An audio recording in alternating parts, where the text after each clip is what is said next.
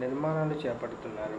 ఆ రోడ్లకు మహద్దశ చేరుకుంది. తరచూ వర్షాల కారణంగా రోడ్లు పాడవడంతో ఇవి మరమ్మతులు చేపడుతున్నాయి. 2 గార్డర్లను మరమ్మతులకు 10 కోట్లు ఖర్చు చేస్తున్నారు. పనులు జరుగుతున్నందున వాహనదారులు అప్రమత్తంగా ఉండాలని, ట్రాఫిక్ జామ్ అయ్యే అవకాశం ఉన్నందున గంట ముందే ప్రయాణం మొదలు పెట్టాలని టీటీడీ సూచించింది. అత్యవసర పరిస్థితుల్లో టోల్ ఫ్రీ నెంబర్ సంప్రదించవచ్చు. 2.5 నెలల్లో రోడ్డు పనులు పూర్తి చేయడానికి అధికారులు ప్రయత్నిస్తున్నారు. అయితే ఈ రోడ్లకు సంబంధించిన పనులు చేపట్టారు. తరచూ వర్షాల ప్రభావం ఆర్టీసీ బస్సులు కలిపి రోజుకు 10,000 వరకు తిరుగుతున్నాయి. అలాగే ప్రైవేటు వాహనాలు, అలాగే రోజుకి 800 ద్విచక్ర వాహనాలు కూడా వస్తున్నాయి. దీంతో భక్తులకు సౌకర్యం కోసం 2 గార్డర్లను మరమ్మతులు చేపట్టారు. దీనికోసం పాకనే 10 కోట్ల దాకా ఖర్చు చేస్తున్నారు. తిరుమల నుంచి తిరుపతి దిగే ముందు మొదటి రోడ్డు 19 కిలోమీటర్లు ఉండగా 58 మలుపులు ఉన్నాయి. ఈ రోడ్డులో వాహనాలు దిగడానికి కనీసం 40 నిమిషాల సమయం పడుతుంది.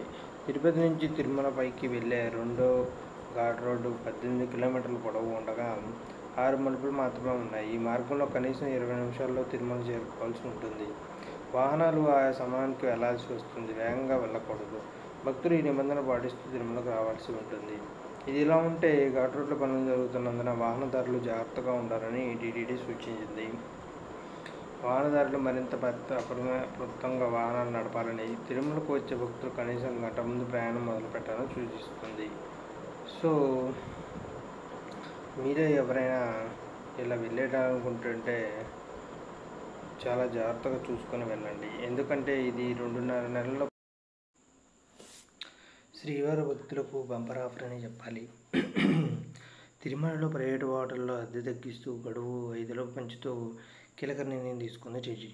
కొత్త హోటల్ నిర్వహణకు టెండర్లను ఆహ్వానించింది. అర్హులైన హిందువులకు అవకాశం కల్పిస్తుంది. శ్రీనివాస మంగాపురంలోని శ్రీ కళ్యాణ వెంకటేశ్వర స్వామి ఆలయంలో జూన్ 30వ తేదీ జూలై 2వ వరకు శ్రీవారి సాక్షాత్కార వైభవోత్సవాలు జరగనున్నాయి. జూన్ 26న కోయిల్ ఆళ్వార్ తిరుమంజనం, జూలై 3న పార్వేట ఉత్సవం నిర్వహిస్తున్నారు. తిరుమలలో ప్రైవేటు హోటళ్లకు సంబంధించిన కీలక నిర్ణయం తీసుకుంది. కొత్త హోటల్ నిర్వహణకు గ్రీన్ సిగ్నల్ ఇచ్చింది. గతంలో 3 ఏళ్లుగా ఉన్న అద్దె గడువును 10 ఏళ్లకు పెంచింది. తిరుమలలో ఇది చిన్న హోటల్ అయితే పెద్ద హోటల్ కొత్తగా నిర్వహించడానికి టెండర్లను ఆహ్వానించింది. టెండర్దారులకు కొన్ని నిబంధనలు పెట్టింది. ఈ నెల 23న ప్రారంభమయ్యే టెండర్ ప్రక్రియ జూలై 19న ముగుస్తుంది. టెండర్ వేసే వ్యక్తి హిందూ అయి ఉండాలి. కనీసం 10 హోటళ్లు నడుపుతూ ఉండాలి. హోటల్ రంగంలో 5 ఏళ్ల అనుభవం ఉండాలని నిబంధనలు విధించారు.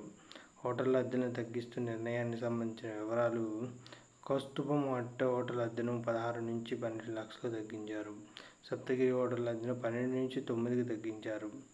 ఎంఎంటీ క్యాంటీన్ అద్దెను 5 నుంచి 3కు, వెస్ట్ సిఎస్ 4 నుంచి 3కు అలా అన్నీ తగ్గిస్తూ నిర్ణయం తీసుకున్నారు. దీనికి అర్హత ఉన్నవారు టెండర్లను దాఖలు చేయవచ్చు. తిరుపతి సమీపంలో శ్రీనివాస మంగాపురంలో వెలిసిన శ్రీ కళ్యాణ వెంకటేశ్వర స్వామి ఆలయంలో జూన్ 30న జూలై 2వ తేదీ వరకు శ్రీవారి సాక్షాత్కార వైభవోత్సవాలు జరుగుతున్నాయి. ఈ సందర్భంగా జూన్ 26న కోయిల్ ఆళ్వార్ తిరుమంజనం జరగనుంది. అలాగే జూలై 3న పార్వేట ఉత్సవం నిర్వహిస్తున్నారు.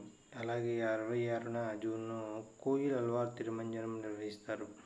ఈ సందర్భంగా తెల్లవారుజామున సుప్రభాతంతో స్వామిని మేల్కొల్పి తోమాల సేవ, కొలువు, ఉదయం 7 నుండి 11:30 గంటల వరకు కోయిల్ ఆళ్వార్ తిరుమంజనం చేపడతారు.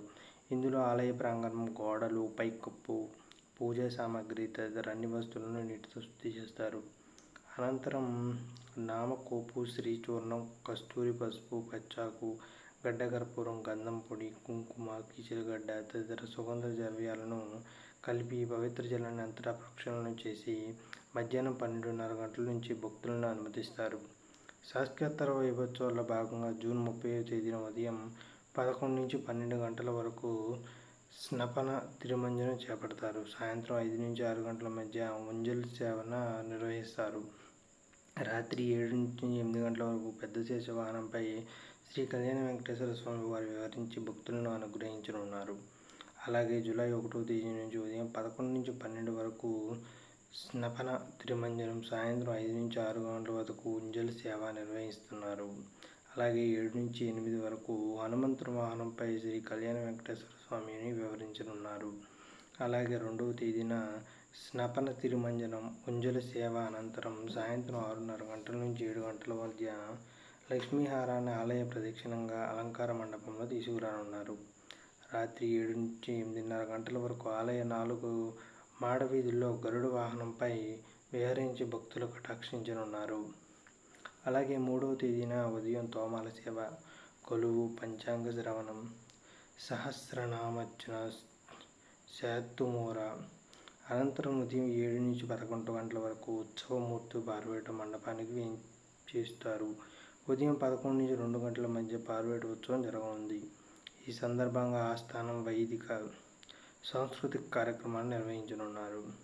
సాక్షాత్కార వైభవోత్సవం పార్వేట ఉత్సవం సందర్భంగా జూన్ 26 నుండి జూలై 3 వరకు తిరుప్పాడ సేవ, జూలై 2న అష్టోత్తర శత కలశాభిషేకం సేవలు రద్దు చేశారు. జూలై 1వ తేదీన స్వర్ణ పుష్పార్చన రద్దు చేశారు. తిరుమల శ్రీవారి ఆలయంలో జూలై నెలలో జరగనున్న ఉత్సవాల వివరాలను టీటీడీ వెల్లడించింది. అలాగే వారికి శ్రీ సౌమ్యనాథ స్వామి బ్రహ్మోత్సవాలు, అన్నమయ్య జిల్లా నందులూరు శ్రీ సౌమ్య స్వామి వార్షిక బ్రహ్మోత్సవాలు జూలై 5 నుండి 13వ తేదీ వరకు వైభవంగా జరగనున్నాయి. బ్రహ్మోత్సవాలకు జూలై 4వ తేదీ అంకురార్పణ నిర్వహిస్తారు.